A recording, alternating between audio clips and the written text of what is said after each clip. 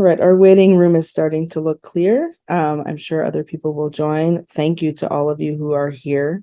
Um, we knew that there would be a lot of interest, and we appreciate your joining us and coming to us for information in this time. So thank you all. Thank you all for being here. I'm Felissa Kramer. I'm the editor of JTA. I'm here with three of my colleagues. You know two of them already, I would wager. One may be newer and is going to bring an important perspective to our conversation. So I'll introduce everybody, share a few comments, and then we have some updates and information to share, and then we'll want to answer all of your questions. So thank you to those of you who have sent questions in advance. The chat will be monitored. Feel free to leave your questions there, and we will incorporate them into our conversation and make sure that essential questions are answered. If we don't answer your question on this call, you know what we do. We're working all the time to answer your questions about this topic and others, and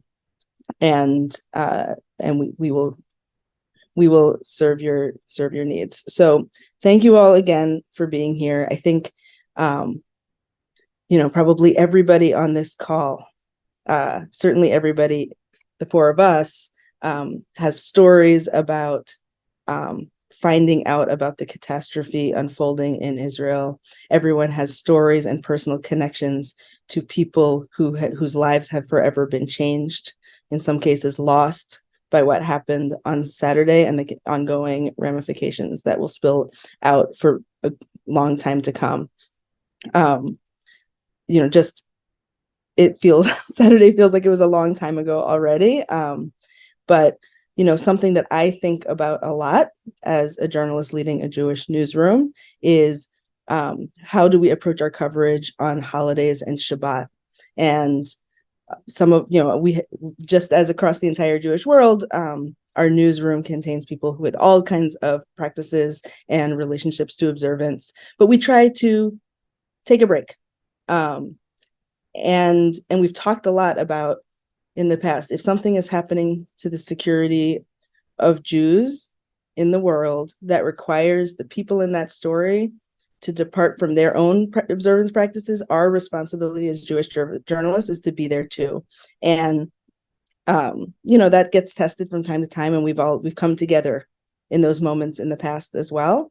But that's our newsroom snapped right into action, recognizing the gravity of the situation, even as the details were extremely hazy on Saturday.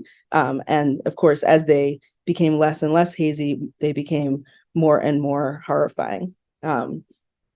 So for the last more than 48 hours now, we have been trying to do what we do, which is provide our readers with essential information about what is happening to Jews around the world, with a focus on the diaspora and the needs that those of us living outside of Israel have, to what it takes to understand Israel and life in Israel, and on the experiences of Americans in Israel and Israelis in America. And so that's been the lens through which we have been telling stories the last few days. I assume that many of you have read those stories, and we appreciate your coming to us to understand this situation. We have we have answered important questions about just the facts on the ground. We have begun to provide some of the political analysis that answers the questions that so many of you asked about how could this have happened, and what does it say about this, about Israel and its vaunted military and security apparatus, that a breach of this magnitude could possibly occur. We have told the stories of the very sad, wrenching, devastating stories of people who whose homes were breached, mothers looking for their children who they couldn't find. Those stories are sadly going to continue to come, and we've also tried to share stories of safety. So a lot of our readers we knew were curious about the large numbers of American teens who head to Israel for the year after high school. We were relieved to be able to report about, report that the largest of those programs, that everybody was safe. So we've tried to anticipate our readers' questions. In this moment, we're going to get much more granular about answering them. I want to start by sharing who we have here. So we have Ben Sales, who's our news director, also a longtime news editor, also a longtime reporter at JTA, including for several years an Israel correspondent. We have Ron Campius, our Washington bureau chief, who's coming to us from his last hour in a lodge where he was supposed to be on vacation. And we also have Grace Yagel, who's here, who's not a journalist on our team, but is in fact, and I'm going to botch your title, Grace, and I'm so sorry, but I think directs our graphics and visuals across 70 Faces Media. And Grace is in Modi'in in Israel. And we really wanted to bring her into the conversation so that we could have an on-the-ground perspective. And thank you, Grace, for being here and sharing as well. Why don't we start, Ben, if you could just kind of, I've offered some teasers, if you could just catch us up. What exactly is happening? What is happening today? And what are we looking at next? Thank you, Felissa, and thank you for everyone for being here after what has been a very difficult few days. I just want to start with the framing that I found most resonant, is that this appears to be the largest number of Jews killed on a single day since the Holocaust. And that's what happened on Saturday and into Sunday. And since then, basically, hundreds of Hamas attackers breached into southern Israel and engaged in the spree of murdering and kidnapping. And since then, several things have been going on that'll catch us up to today. So the IDF has been clearing out those attackers from the south. Earlier today in Israel, the IDF said that the border area had been largely cleared out, although there were still some fighters, some Hamas fighters left there, but Israel has regained control of that area. Since then, there has been fighting in the north of Israel on the Lebanese border. Hezbollah, which is a terror group based in Lebanon, sent missiles at Israel on Sunday, and attackers from another terror group, Islamic Jihad, breached into Israel from the southern border, from the northern border rather, earlier today, and wounded several Israelis, before they were killed. And most recently, there was missiles shot at Jerusalem, which injured several people. And there have been missiles also shot across Israel, beyond the south at Tel Aviv, at Jerusalem. And so the fears are that the fighting could spread into the north, and as well as other places in the country. But centrally, what's going on is that Israel has responded by conducting massive airstrikes in Gaza, and the Israeli government has declared war, which, from our perspective, we often talk about wars in Gaza, but a literal declaration of war is actually quite rare and signifies a broader and deeper military response than we've seen in previous Gaza conflicts. There's every indication that Israel will soon launch a ground invasion into Gaza. That, again, would be quite extensive. There have been those who have been following Israel news to any extent this year have seen that there have been deep political divisions in Israel. Despite those divisions, it appears that there have been talks towards some kind of emergency wartime government. Whether that's going to happen or not, I can't say, but there's been movement in that direction. And there's been a massive massive reserve call up. I think I saw 300,000 reserve soldiers have been called up.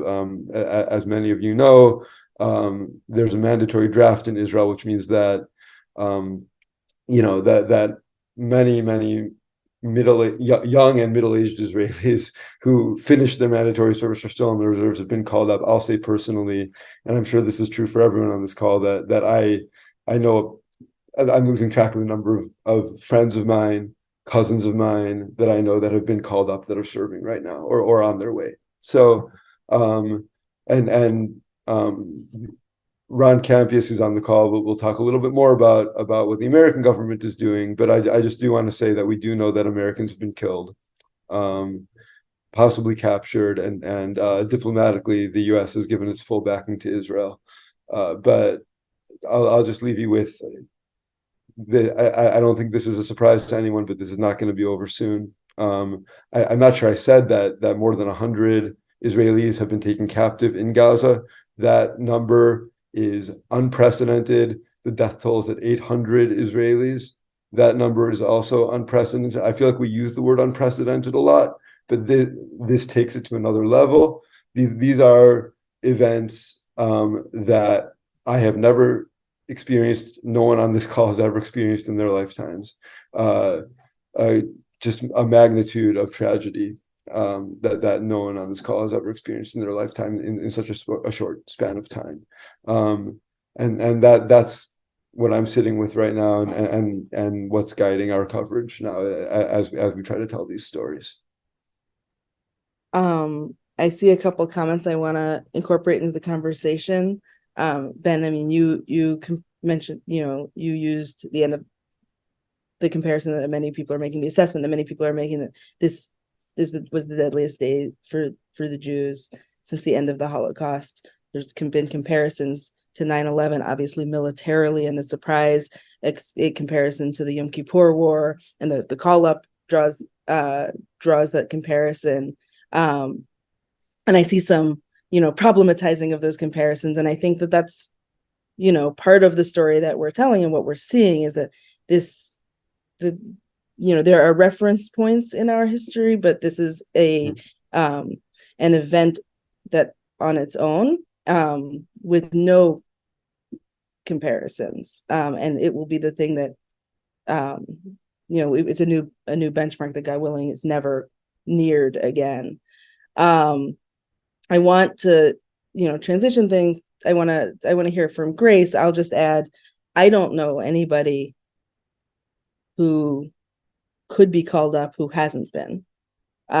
Someone asked, what's until what age? I was just in a cafe speaking to someone who was getting on a plane to go, because he'd been called back, and he said that his uncle, who's in his 60s, and I wasn't sure, was he called up or was he just going? Because I think people are also saying, I'm ready, I'm willing, I'm able, I'm coming. But his uncle in his 60s was going. I have a friend who's a father who retired from the military last year, and he and his son are both in Gaza now, or on their way to Gaza. So the 300,000 number is a hard one to wrap our heads around, but I think on the ground, what that has got to feel like is everybody.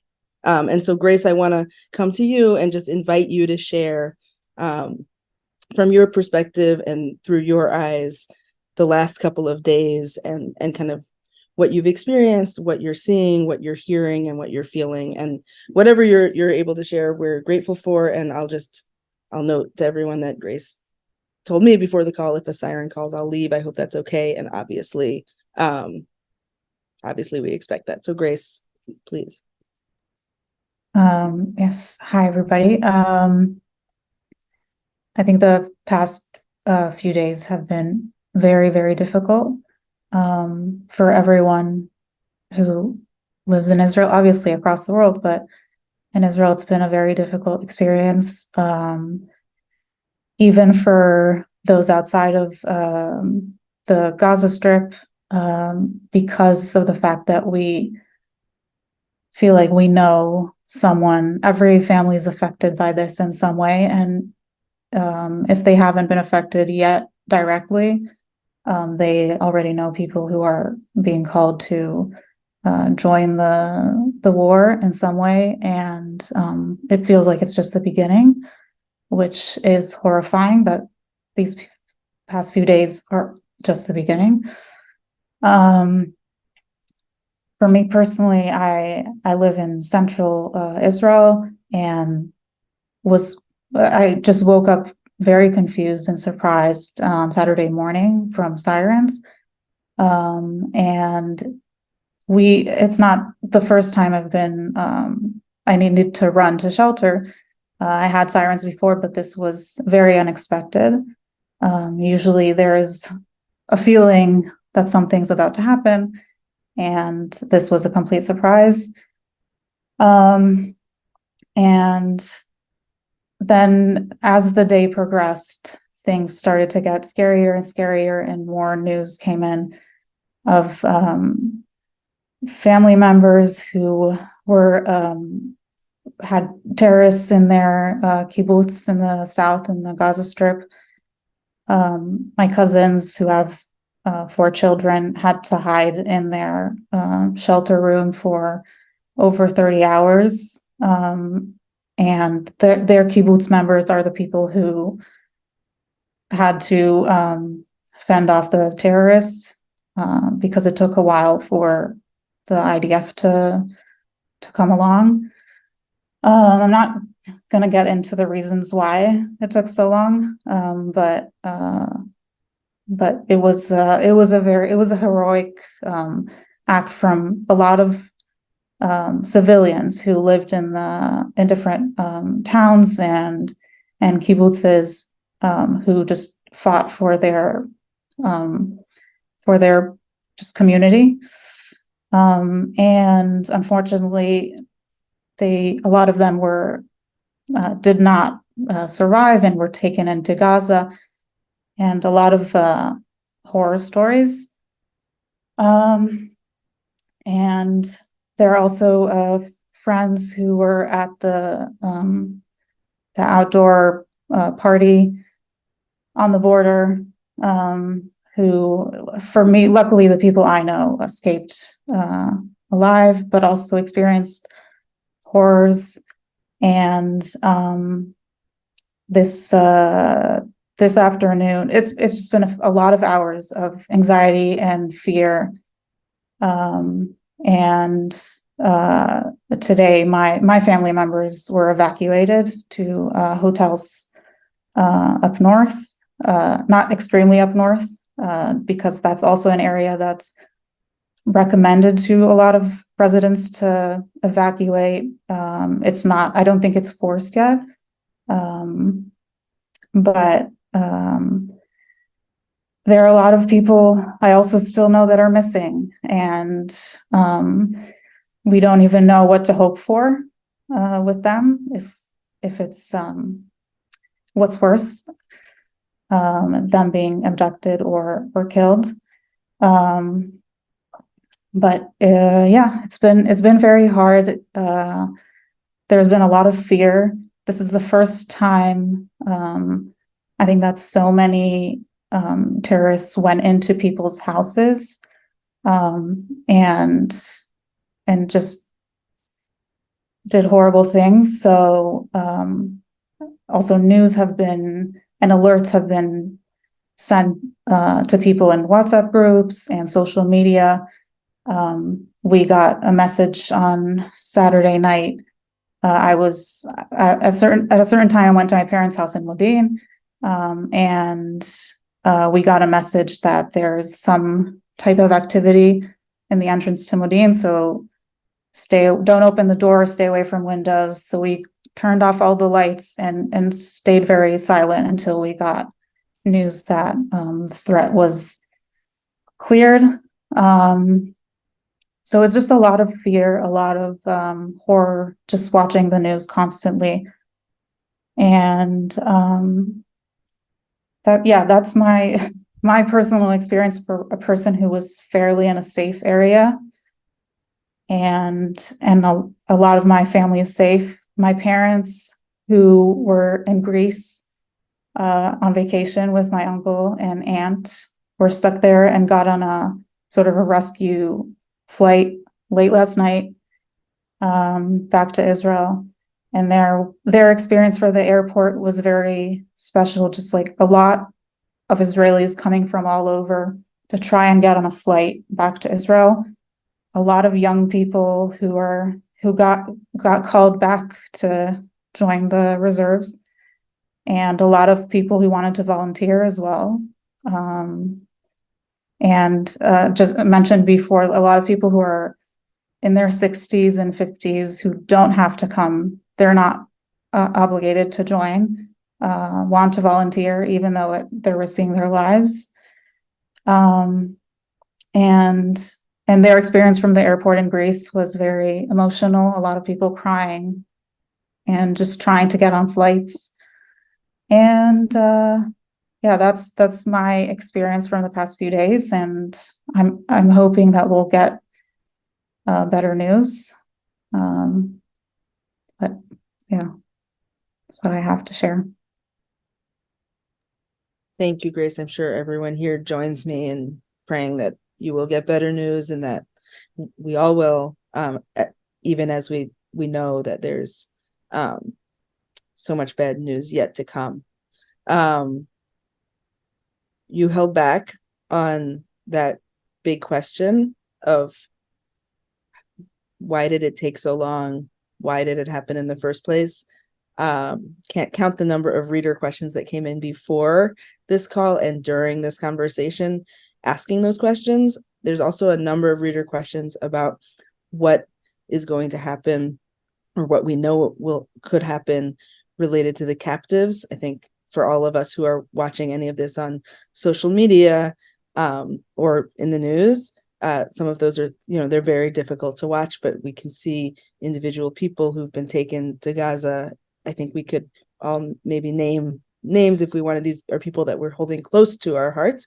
And then we have the question of what is going to be done and what can be done. And this is where the US comes in. Hostage negotiations are unfortunately a thing that countries, have done before and have theories about how to do, and maybe deploying their strategies around right now. A lot happens quietly, as we know from episodes in the past, but there may be things that we know now. So Rana, I would love to invite you to give the very high level of those two questions. I think how could this have happened? What are the questions that we're trying to answer or that are being asked right now? And what do we know about those answers? And then if you could share a little bit about what you know from your reporting up in DC and about what the Biden administration is doing, both to support Israel, but also to secure safety for people who are in jeopardy. So thank you. In terms of like how this happened, I mean, that's going to be something that is going to become a focus, I think, of Israeli media in the coming weeks. Right now, they're just focusing on the horrors, but Israel has a very robust and adversarial media, and when something like this happens, as happened in 1973, they start probing for answers, and I think there'll be pressure on the Israeli government to come up with a commission of inquiry as to the massive, as Giora Island, who was formerly a chairman of the National Security Council, the way he put it in an early interview, in an interview on Saturday on Israel Radio, this was a failure of intelligence, but also a failure of readiness. In other words, why wasn't there a more capable response as soon as the terrorists started flooding across the border? There's been it's hard to verify right now, but there have been reports that a lot of and by military people, talking on Twitter, Israelis are voluble, and in the social media age, they're no less voluble. But so you've had ex-military types on Twitter saying that they understand that a lot of Israeli troops, a lot of Israeli personnel were deployed to the West Bank because of the, we've been watching over there as over the last year and a half, you've had this intensification of Israeli-Palestinian conflict.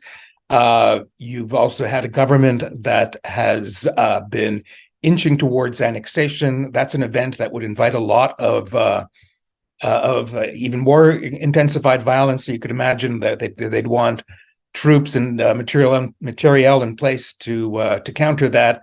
And so then you've also just had this overconfidence in the wall that Israel had been built with Gaza, that they were convinced would withstand any breaches, and frankly, kind of a lack of imagination at the idea that there would be Palestinian hang gliders coming in. That happened during the first Intifada. There were attacks on Israel by hang gliders coming in from Lebanon, and it's in a sense, it's all now in hindsight. With 2020 hindsight, it's kind of extraordinary that they didn't anticipate that happening in this case, and also people coming in on rubber dinghies. Just a simple, just getting into a boat on the Gaza side of the ocean and coming in onto the it's not very far, onto the Israeli side and coming in on the beaches. So how that happened, I think, is going to be a focus of intense analysis, a sort of broad security system failure. What the Biden administration is doing is already talking to Congress about replenishing Iron Dome. We're not sure yet exactly why Iron Dome didn't work as thoroughly as it did in previous conflicts. I'd imagine it's because, and people have talked about this possibly happening. It was overwhelmed by the number of rockets. I think within the first couple of days, 5,000 rockets were fired. I'm not sure what the number of rockets are right now. But so that's one thing. The Biden administration, Lloyd Austin, the defense secretary, also announced the deployment of an American planes to the region, an American combat and naval combat ship.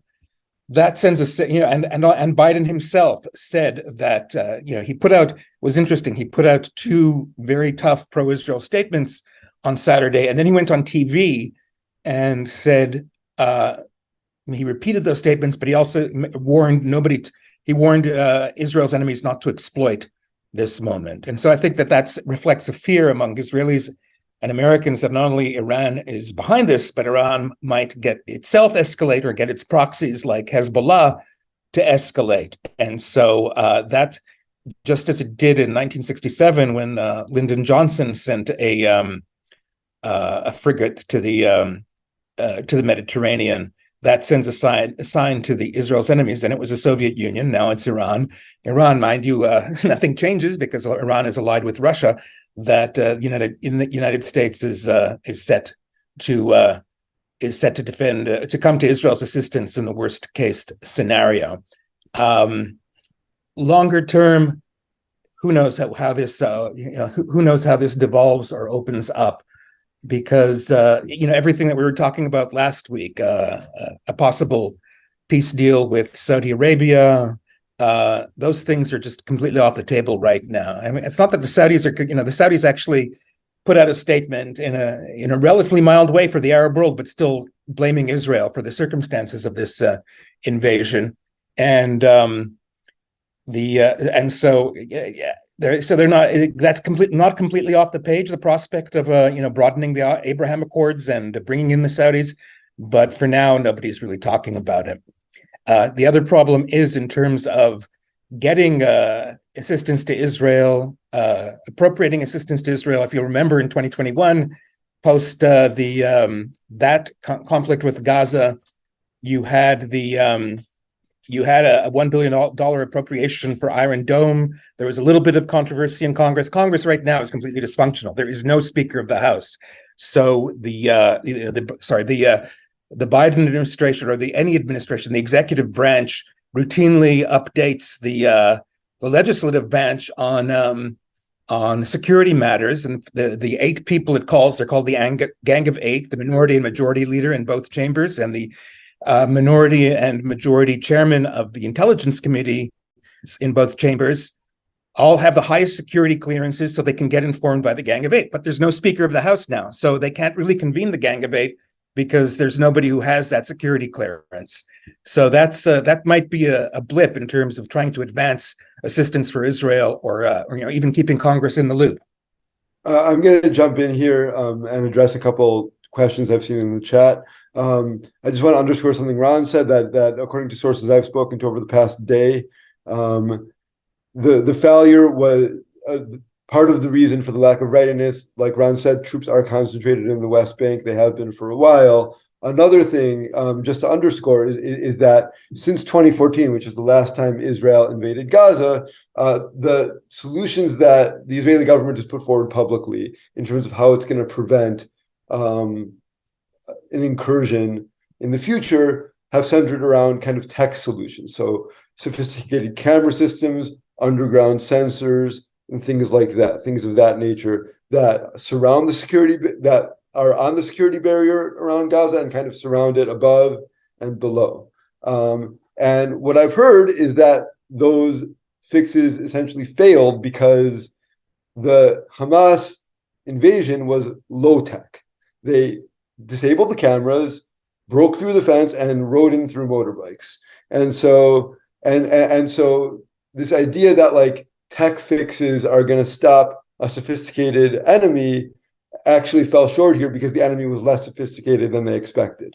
That's one thing I've heard. And another, just to address another point that people have brought up in the chat, there have been reports in the past couple hours from a senior Egyptian intelligence official that they warned Netanyahu, they warned Bibi that this would happen several days ago, maybe 10 days ago, and were astounded by the fact that he didn't respond. Netanyahu or his office or his aides have denied this 3 times pretty vehemently, all within the past couple hours. And I'm not privy to the inner workings of the Israeli intelligence system. I will say that the reporter at Haaretz, he was at Haaretz, and I think also at Axios now.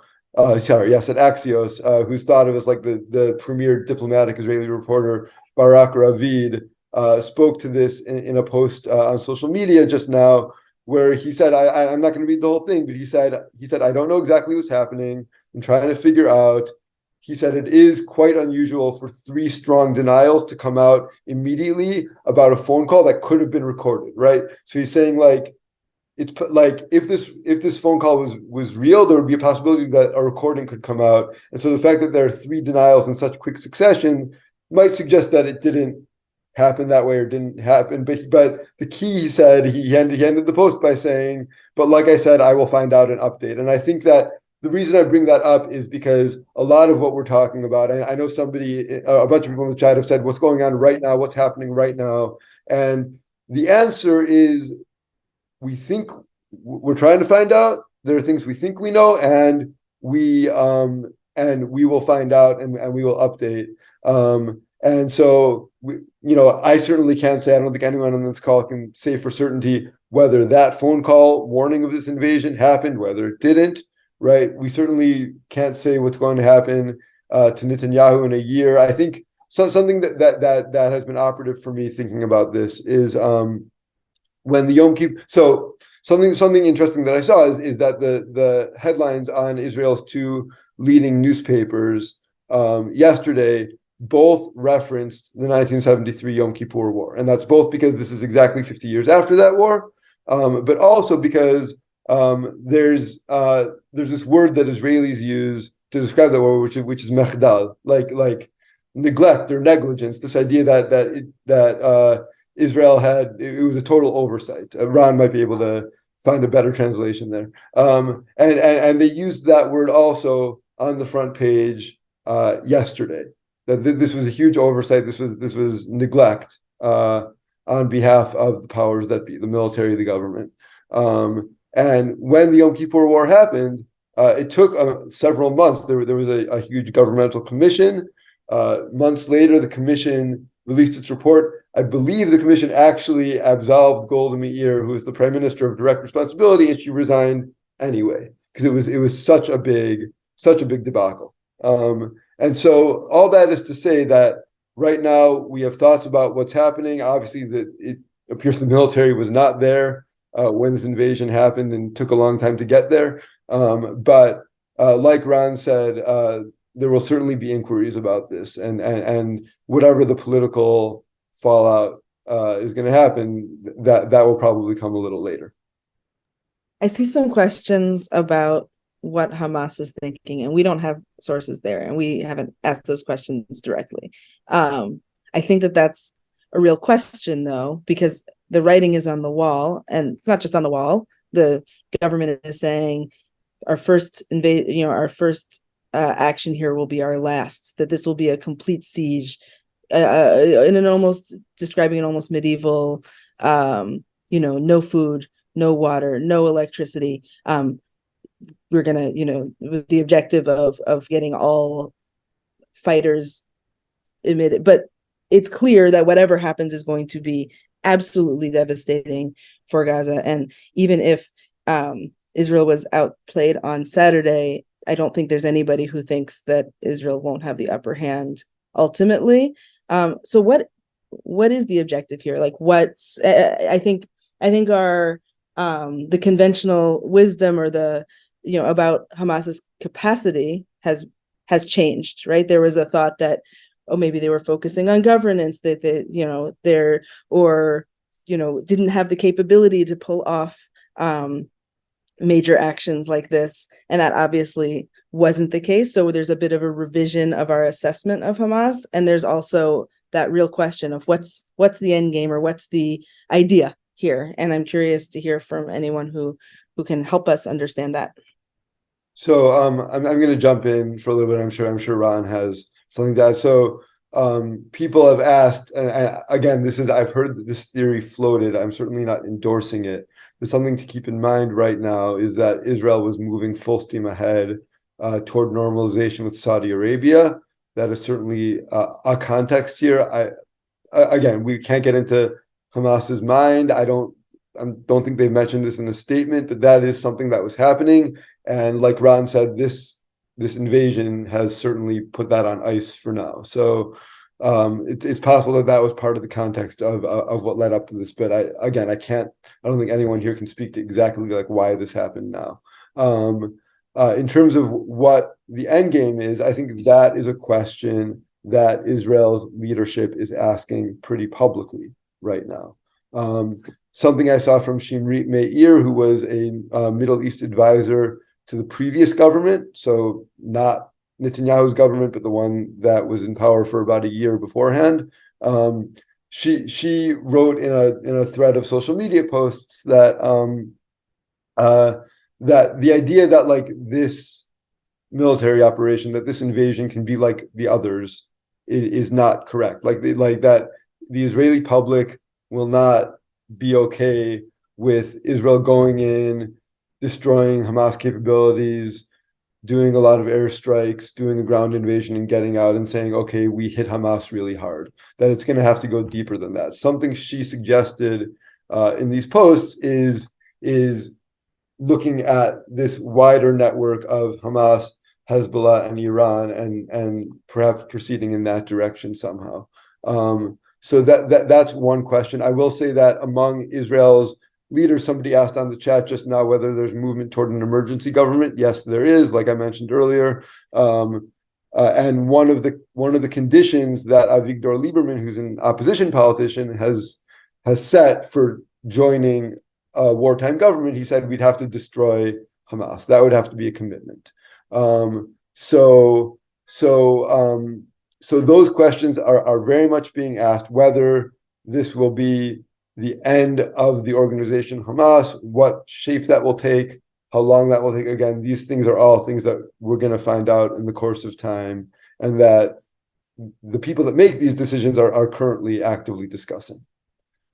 I mean, we've seen Hamas has been a leader for a long time in controlling Gaza, but we see a contesting for power in the West Bank. And I think a question that everyone would have is, well, even if an organization is destroyed, which to do that would come at, would be an extreme effort and act, and with major consequences. But even if an organization is destroyed, isn't there an ideology that would remain? And is there any way that through military action, this danger can actually be removed forever? And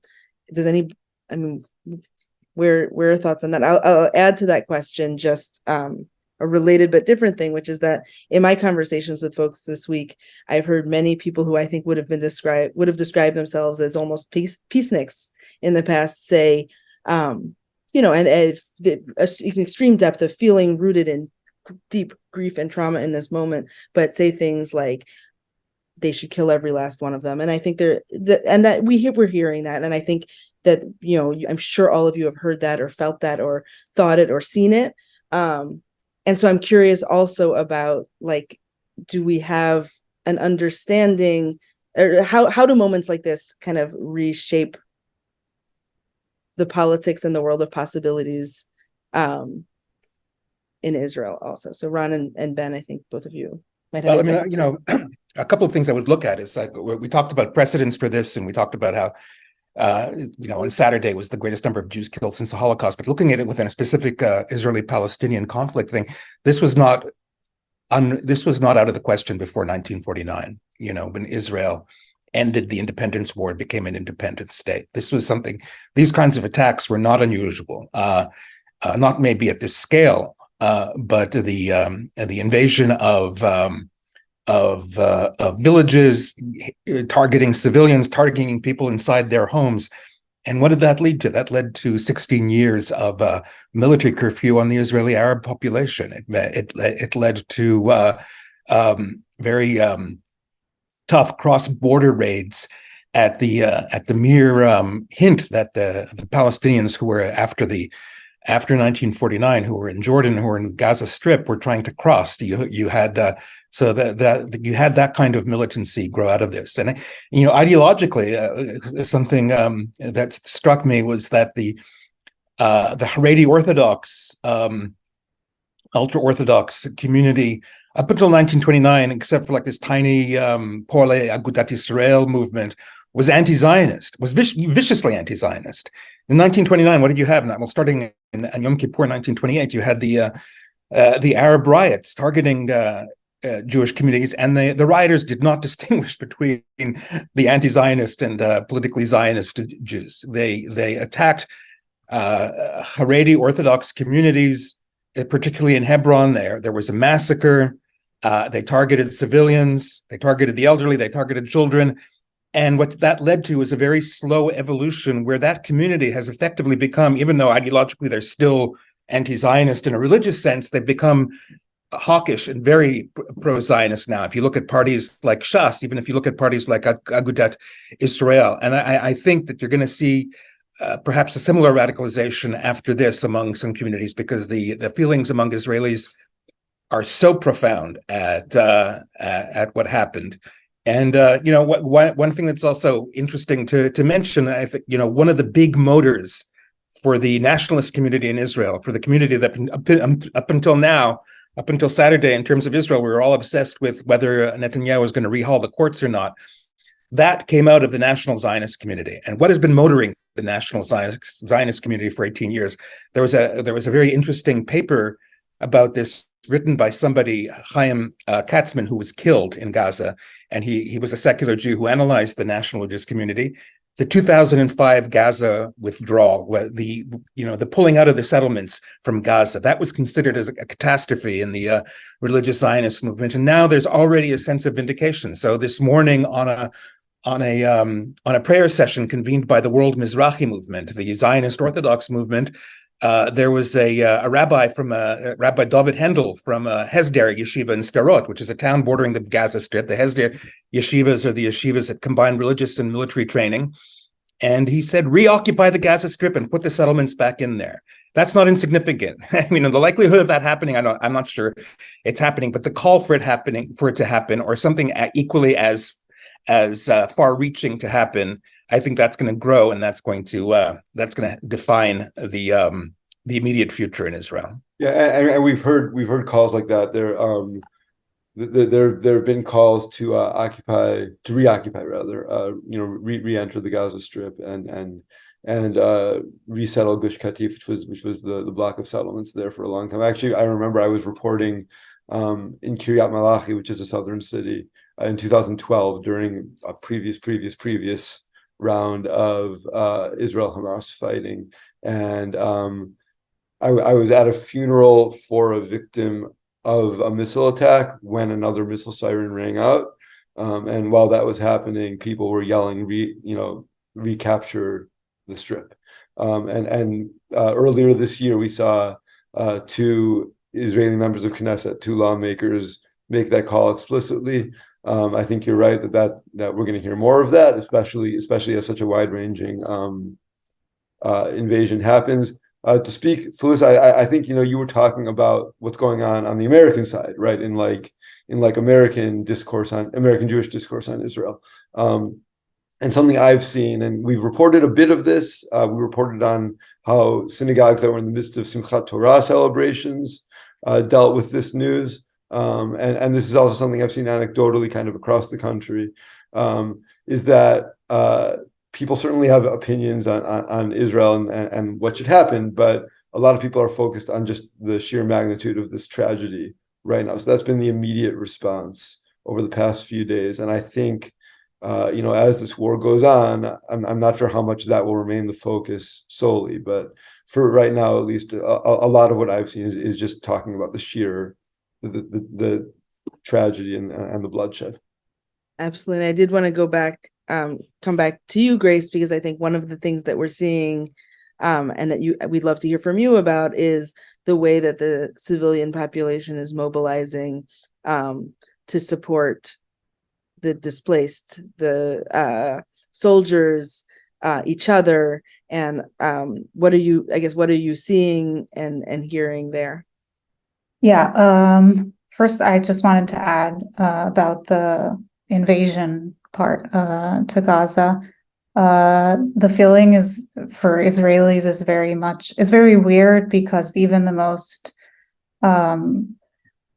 peace seeking people here, including myself,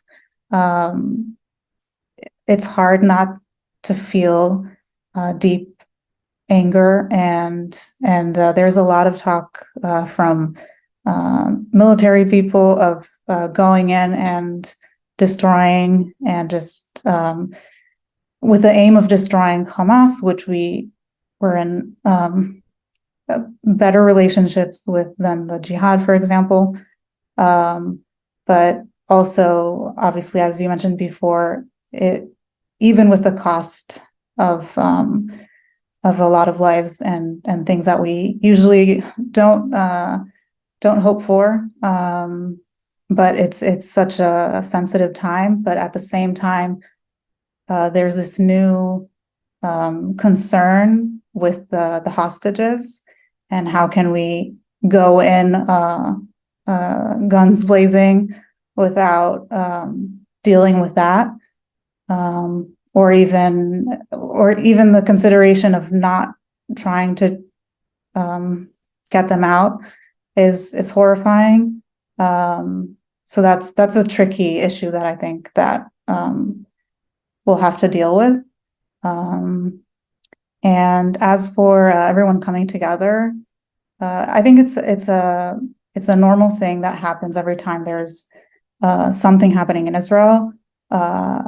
There is usually, when there's a war or something, even with COVID happening, there was a sense in Israel of everyone being sort of a family and helping each other, and it always happens. But this time, it was after many months of people in Israel fighting with each other, fighting the government, feeling very frustrated with the government or with other citizens that are, I guess, on the other side, even though that's not a real thing. And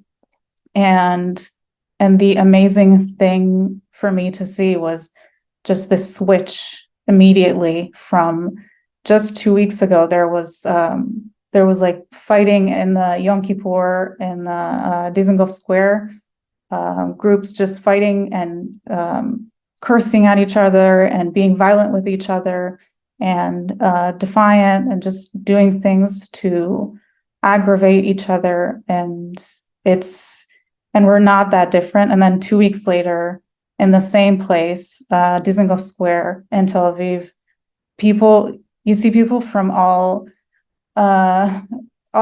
everything you see, religious people, Haredis, Ashkenazis and Sephardics, and everybody come together and collect donations and put together packages for soldiers and toys for kids that were evacuated from the Gaza Strip, and people going to intersections where the soldiers are passing and the tanks, and giving them gifts and just giving them love and flags and supporting them. And I think it's very, I'm getting emotional, but it's amazing, because it was the past, I think, 6-7 months have been difficult to live in Israel. It's always difficult, but it was very difficult because there was so much war inside of Israel between Jews in Israel, and it's beautiful to see how just like something happens and immediately everyone comes together and put those conflicts aside, and we'll deal with that after we fix the problem. So, And something in the US, there's been a corollary to that too, that we've seen, where groups that have come together months ago to protest this government have now repurposed themselves. So on the messaging platform, WhatsApp, the text message platform, there are all these WhatsApp groups to organize these protests in America. And over the past 2 days, those have totally repurposed to aid, like basically impromptu aid groups to figure out how to help Israelis, how to help find Israelis that are missing, how to get Israelis back to Israel or find them lodging here in America. And it's just totally switched. There's actually a Facebook group that I forgot I was part of, which was, there was this short window of time in 2021 when you could get vaccines in Israel and not in the United States. And it was like a Facebook group to help find like COVID vaccines in Israel. I forgot that I was in it because whatever. And I just saw that the name changed to help find people and help locate people in Israel. So every tool and every cause that people came together for in the past is now being repurposed, like Grace said, to respond to this moment. And we've gotten a lot of questions about how those of us here can help, particularly those of us here who aren't plugged into these WhatsApp groups or don't have, aren't connected closely in Israel. You can know that we will have a story coming very shortly, listing some of many options, but I would encourage anyone who's wanting to help to look at what communications are going around locally, because it's likely that your local federation has launched a crisis fund. It may be that local synagogues or other Jewish institutions have started collecting some kind of supplies to share. And there may be people with connections locally who have need. I've heard about Israelis who are here who are choosing not to go back right now and need lodging and support, for example. And so, we'll share some options, but it will not be an exhaustive list. There is so much need. And so, if you keep your eyes open and you're moved to donate, there are unending opportunities to do so. We have 5 more minutes, and I do want to acknowledge that there's been a number of questions about, as Israel shifts from defensive to offensive action, a concern about world opinion and changing. And I think, up until now, there's no question. I think the words unequivocally condemn were in every statement from every world leader on Saturday, as well as expressions of support for Israel's self-defense. But we also know that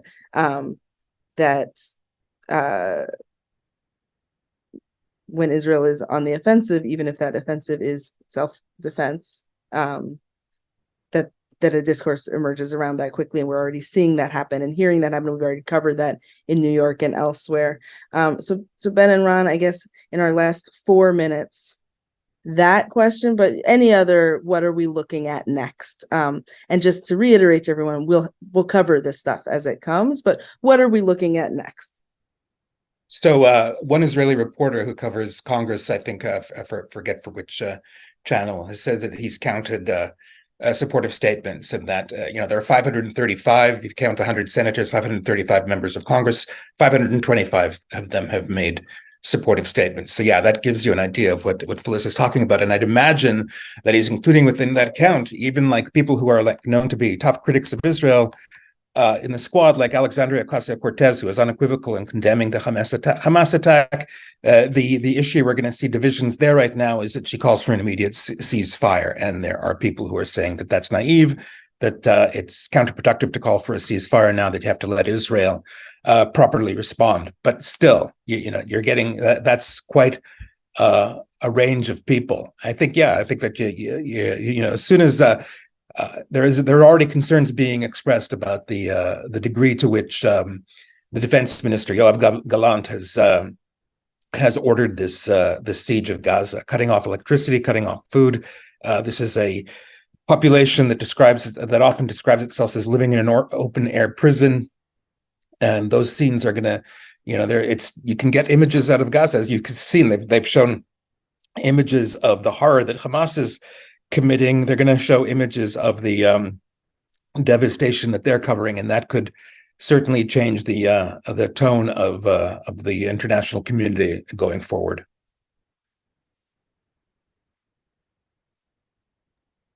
Ben, any other going forward questions that we're going to be answering in the next couple of days? Or not?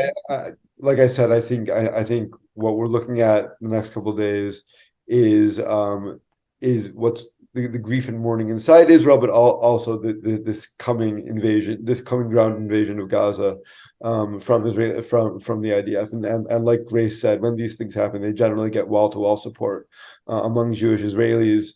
And like Ron said, they do not.